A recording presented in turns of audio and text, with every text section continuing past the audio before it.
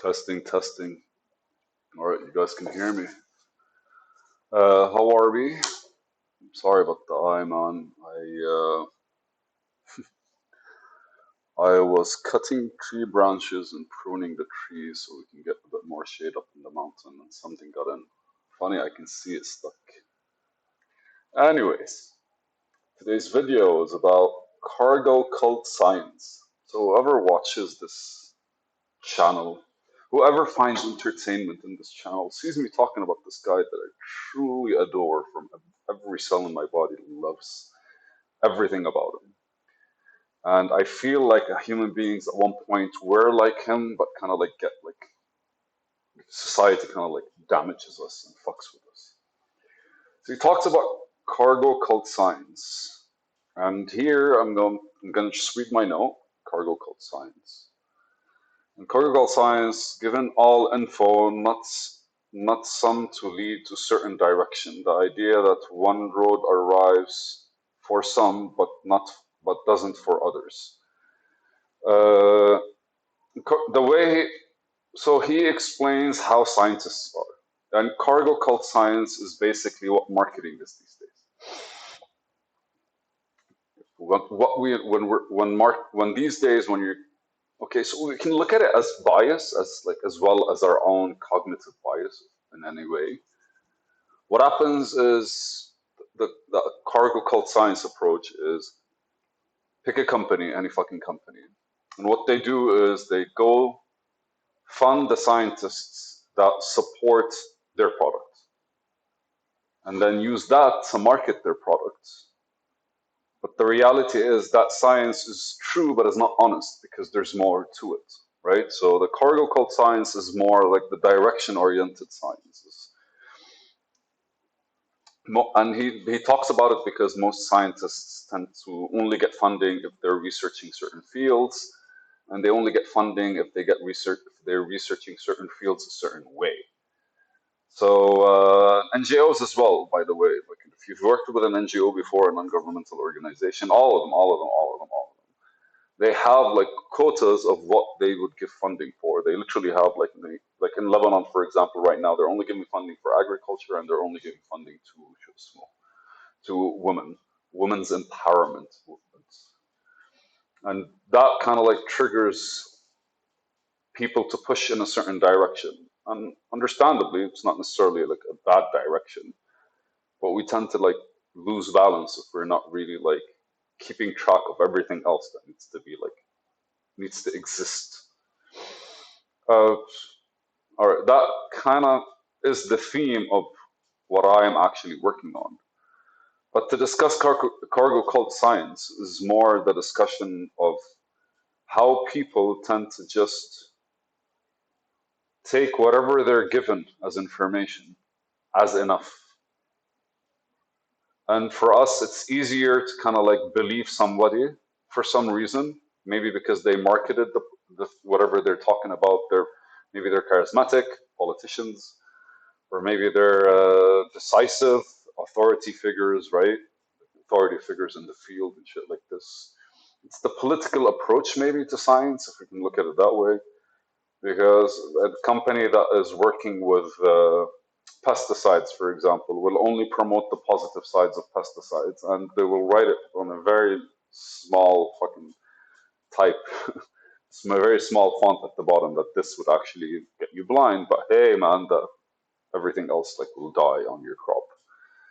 And so shit like this is just like people are very much being guided by opportunists. We can look at it that way. And he describes more the detail of how experimentation should work. And I read his book, and he has like many like papers and lectures that I've watched and papers that I've read. But most of his conversation is about the not the authenticity of science, is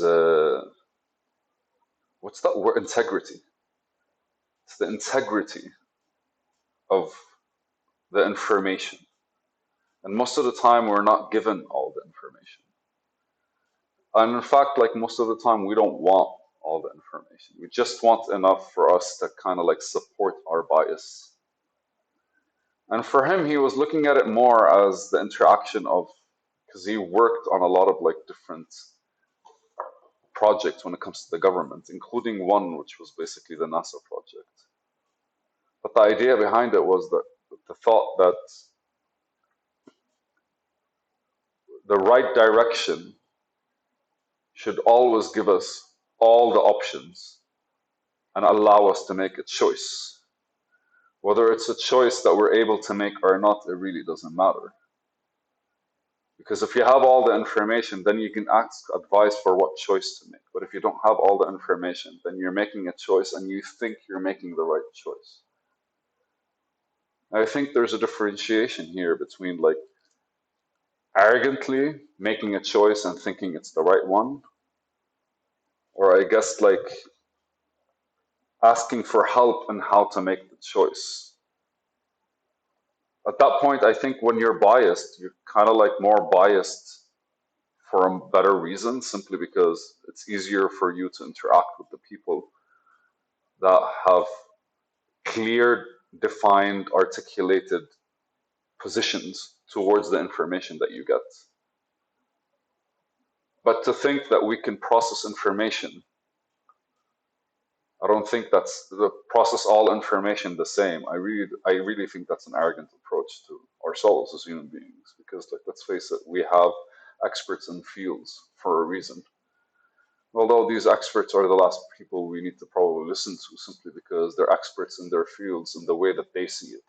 So we can't use what they arrived at. See, I'm jumping from many things. Like right now, the first thing that pumped in my head is basically the book Thinking Fast and Slow, where the author Daniel Kahneman makes a point that experts in the field are always very opinionated towards how they look at the field, towards how they see it. And as a scientist, your duty is always towards the science itself, not the end result of the science. You can't be biased towards that science. Yeah, the cargo cult part of it right now is kind of like looking better to me, simply because we're able to see the difference between like why it's relevant data versus why it's a relevant outcome. And even if the relevant outcome is good for us, is it really an outcome that we can replicate? Let's take, for example, all the videos that you see online about motivation and better yourself and all that good stuff. In all honesty, the reason I started these series was specifically because, like, all these videos kind of like trigger me to get excited sometimes. They don't really work. Like, I'm not really able to kind of like move forward, at the very least in the way that I see their advice supposedly working. And it can't be helped because the environment they tested things in is completely different than mine. So effectively, we're getting scientific advice without us understanding how to apply it in a way that best suits us. The whole movement towards something becomes very much like an opinionated movement based on something we heard instead of something we tested ourselves. And yet, if you look at your day and you see every single time you fail, most of the times what we're doing is we're failing exactly in the same way, but we're failing the same way with different things. Mainly because we're testing things exactly how we know how to do it, or at the very least, how we're comfortable in doing it. And I forgot his name, but the guy, super cool dude. The idea behind wanting a certain outcome is not the scientific approach at all. Because as a scientist, you're excited to see what comes out as an outcome instead of like, this is the outcome that has to come out. So you adjust basically your experiments for the actual science itself and to see what comes out of it, instead of adjusting your experiments for the specific outcome that you want. Because chances are, if you just want something specific, what you're doing is you're adjusting your tests to get that thing.